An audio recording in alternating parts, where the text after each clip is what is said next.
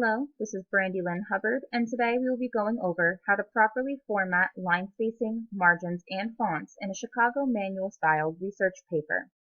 First, we want to make sure that our margins are indented 1 inch from all sides of the paper. To do this, we must go to Layout in our toolbar and select Margins. Now when this drops down, we're going to want to change it to Normal. And as you see, that updates the whole paper. Now also when it comes to margins, the beginning of every paragraph needs to be indented 1/2 inch to the right. And to do this, you just select where you need to be and then hit Tab on your keyboard.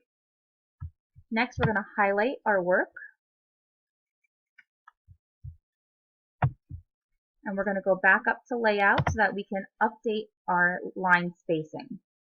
So once you're in Layout, go to Spacing, and in the bottom right corner, there's this little square. You're going to select that. And you're going to want to change your before and after to 0 for both of them. And then your line spacing needs to change from multiple to double.